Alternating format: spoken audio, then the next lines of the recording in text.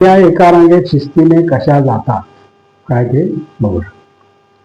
अनेक प्राण्यांमध्ये त्यांच्या सवंगड्यांना संदेश देण्यासाठी किंवा हितगुज साधण्यासाठी काही ना काही मजेदार यंत्रणा असल्याचे दिसून येते. काय ते बघू. कोकिळा कुहू कुहू करते तर सिंह गर्जना करतो. गाय हंबरते तर घोडा किंकाळतो. रातकिडा कर्कश आवाज करतो तर काजवा चमकतो. विविध प्राण्यांमध्ये संपर्क साधण्याच्या विविध यंत्रणा हीच त्यांची भाषा होऊन जाते. Very good. प्राण्यांची ज्ञानेंद्रिय म्हणजे जीभ, त्वचा, डोळे, कान, नाक, त्यायोगे त्यांना चव, स्पर्श, दृष्टी, ऐकणे किंवा गंधज्ञान याची जाणीव होते. खाद्यपदार्थाचा मागोवा घेत जाणारी मुंगी पोटाकडील भाग पृष्ठभागाशी स्पर्श करीत पुढे जाते. त्यावेळी त्यांच्या इंद्रियामधून विशिष्ट रसायनांचा शिडकाव होत असतो. त्याला संदेश प्रेरक रसायन असे म्हणतात. हा शिडकाव मुंग्यांना कळतो आणि त्याच्या अनुरोधाने एखादी आगगाडी रुळावरून जावी तशी मुंग्यांची रांग जाते. या अदृश्य रुळावरून जर आपण बोट घातले तर संदेश प्रेरक रसायन पोचले जाते. मुंग्यांची दिशाभूल होते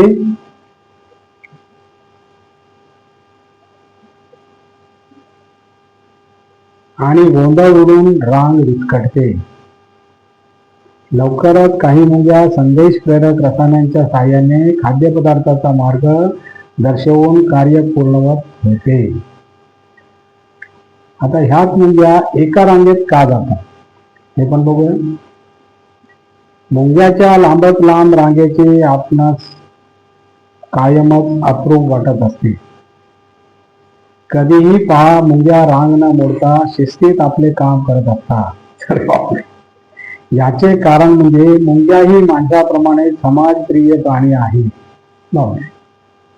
अन्नाच्या शोधासाठी मुंग्या गटागटाने वाळूतून बाहेर पडतात. सुरुवातीला कामकरी मुंग्या अन्नासाठी बाहेर पडतात. एकदा का मुंगीला अन्नाचा साठा मिळाला की ती त्याचे सॅम्पल घेऊन धावत वाळूकडे परत फिरते.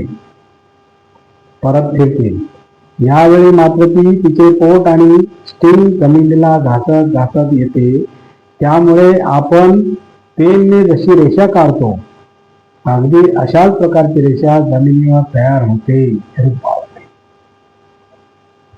आणखी मजेशीर बाब म्हणजे जेव्हा स्टिंग जमिनीवर घातली जात असते तेव्हा त्यातून अव्याहतपणे ट्रायल हार्मोन नावाचे रसायन बाहेर सोडले जाते. अशा प्रकारचे ही मुंग्या अन्नाच्या ठिकाणापासून ते वाळूपर्यंत अदृश्य अशी केमिकलची रेषा आखते. वारुळात येतात अन्नाची शहानिशा होते आणि अनेक कामकरी मुंग्या त्या रेषेवरून अन्नापर्यंत पोहोचतात. Very good. परतताना देखील त्या अशीच रेषा मारतात. यातून एक अदृश्य राजमार्ग आखला जातो. अरे वा. आणि त्यावरून शेकडो मुंग्या ये जा करतात. मुंग्यांना सोडलेले रसायन लगेच उडून जाते. मुंग्यांनी सोडलेले रसायन लगेच उडून जाते. त्यामुळे रसायन सोडण्याची प्रक्रिया प्रत्येकीकडून सतत सुरू असते. Very good. अर्थात हा मार्ग सोडला तरी आपण भरकटण्याची भीती मुंगीला कायम सतावत असते. त्यामुळे ती रांग सोडण्याचे धाडस करत नाही आणि एकाच रांगेत म्हणजे अगदी शांत आणि शिस्तपणे जात असतात. दूरवर सोडलेले कबूतर पुन्हा मूळ जागी परत काय ते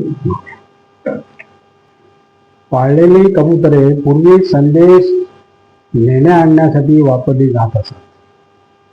या कबुतरांच्या विविध जाती असत. त्यातूनच मग त्या कबुतरांचे विविध खेळ सुरू झाले. कबूतर हे कोठेही सोडले तरी ते आपल्या घरी बरोबर परत येते. वेलिंग्टनचे ड्यूक यांच्या मातीचे एक कबूतर पश्चिम आफ्रिकेच्या किनाऱ्याजवळ 8 एप्रिल 1954 रोजी सोडण्यात आले. परंतु 55 दिवसानंतर लंडनमधील त्याच्या खोरड्यापासून ते 1.5 किलोमीटर अंतरावर मृत अवस्थेत आढळून आले. सरळ रेषेत त्याचा मार्ग 8,700 किलोमीटरचा होता, पण सहारा वाळवंट टाळून जाण्यासाठी त्याला 11 किलोमीटर वळसा घालून जावे लागले असावे आणि त्यामुळे ते मृत झाले. आणि अशा प्रकारे मित्रांनो आपला व्हिडिओ संपलेला आहे. आणि तुम्हाला जर माझा व्हिडिओ आवडला तर लाईक करा, शेअर करा, सबस्क्राईब करा आणि कमेंट जरूर करा. नमस्कार. जय हिंद.